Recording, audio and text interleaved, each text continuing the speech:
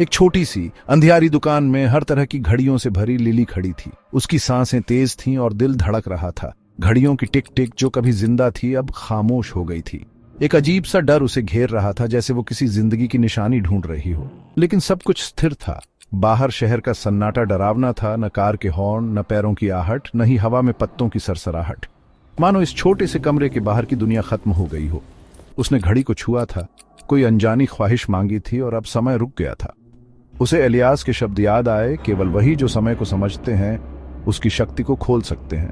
वो eternal time piece के पास गई और अपनी गलती का बोझ उस पर हावी हो गया। घड़ी का चेहरा जमा हुआ था, उसकी सुइयां एक असंभव समय पर रुकी हुई थीं। जैसे ही उसने जटिल डिजाइन और उसके फ्रेम पर नक्काशी की जांच की, उसने एक हल्की ऊर्जा महसूस की। वे उसकी उंगलियों के नीचे हिलते हुए प्रतीत हो रहे थे, मानो जीवित हों। उसके दिमाग में एक विचार कौंधा। इलियास ने कहा था, केवल वही जो समय को समझते हैं उसकी शक्ति को खोल सकते हैं। क्या इसका मतलब था कि उसे समय को ठीक करने के लिए उसे समझना होगा? लेकिन वो कैसे कर सकती थी? समय इतनी मायावी, अमूर्त अवधारणा थी। हताशा उसके अंदर उबल रही थी। उसने अपनी हथेली घड़ी के शीशे पर पटक दी और पछतावे का एक तेज दर्द उसमें उभरा। और फिर दुनिया कांप उठी। पानी में लहर की तरह कमरे के भीतर हलचल मच गई। घड़ियां जो कभी स्थिर थीं फिर से टिकने लगी।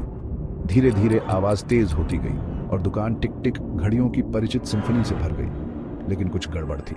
समय टूटा हुआ था। इलियास! लिली चिल्लाई। उसकी आवाज दहशत से कांप रही थी। कुछ तो था जो वो कर सकती थी। जैसे ही वो दुकान से भागने के लिए मुड़ी, एक आवाज ने उसे रोक दिया। समय को जल्दी मत करो बच्चे। लिली जम गई। आवाज गहरी, प्राचीन और कुछ परिचित थी।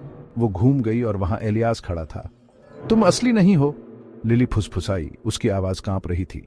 इलियास धीरे से मुस्कुराया, हालांकि उसकी आंखों में एक उदासी थी। मैं अपने तरीके से असली हूं, लेकिन अब मैं घड़ी का हिस्सा हूं, समय का हिस्सा। तुमने घटनाओं के क्रम को बदल दिया है बच्चे। मैं तुम्हारा मार्गदर्शक हूं, तुम्हें सीखना होगा।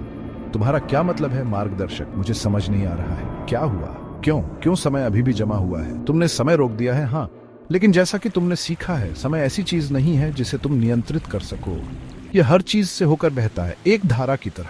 तुम इसे रोक नहीं सकते, ना ही इसे अपनी इच्छा के अनुसार मोड़ सकते हो, लेकिन तुम इसे समझ सकते हो। अगर तुम सुनने को तैयार हो तो मैं इसे कैसे ठीक करूं?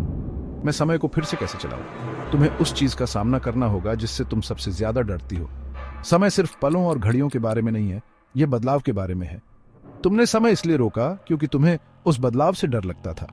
तुम दौड़ से थक गई थी, लेकिन तुम्हें यह एहसास नहीं हुआ कि समय कोई ऐसी चीज नहीं है जिसे तुम हमेशा के लिए थामे रख सको। जितना ज्यादा तुम इसे रोकने की कोशिश करोगे, उतना ही यह तुम्हारी उंगलियों से फिसल जाएगा। लेकिन मैं उन पलों को खोना नहीं चाहती, लिली ने कहा। उसकी आंखों में आंसू भर आए। इलियास ने धीरे से सिर हिलाया। मैं समझता हूं, मैं भी एक बार चाहता था कि समय रुक जाए, उन अनमोल पलों को बचाने के लिए, लेकिन ऐसा करने में मैंने समय का असली सार खो दिया। यह परिवर्तन है। बदलाव के बिना हम स्थिर हो जाते हैं। अपने आंसू पोंछते हुए लिली ने कहा, लेकिन मैंने इसे रोक दिया है, और समय के प्रवाह के बिना हम जमे हुए हैं। अभी देर नहीं हुई है लिली। समय नदी की तरह पुनर्निर्देशित किया जा सकता है, लेकिन नियंत्रित नहीं। तुम्हें उन चीजों को स्वीकार करना होगा जिन्हें तुम बदल नहीं सकती, और ऐसा करने में तुम समय को एक बार फिर बहने दोगी। उसने समय से बचने की कोशिश की थी, उसे रोकने की, लेकिन अब उसे एहसास हुआ स्वीकृति ही कुंजी थी। उसे जीवन के प्राकृतिक प्रवाह को अपनाने की जरूरत थी, उसे रोकने की नहीं। वो इटर्नल टाइम पीस के पास गई। उसके हाथ कांप रहे थे और धीरे से अपनी हथेली घड़ी के चेहरे पर रख दी। अपनी आंखें बंद करते हुए उसने फुसफुसाया, अब मैं समझ गई। घड़ी की सुइयां धीरे धीरे चलने लगीं, फिर तेज। चारों ओर घड़ियों ने एक साथ झंकार की। उनकी टिक टिक एक प्राकृतिक लय में लौट आई।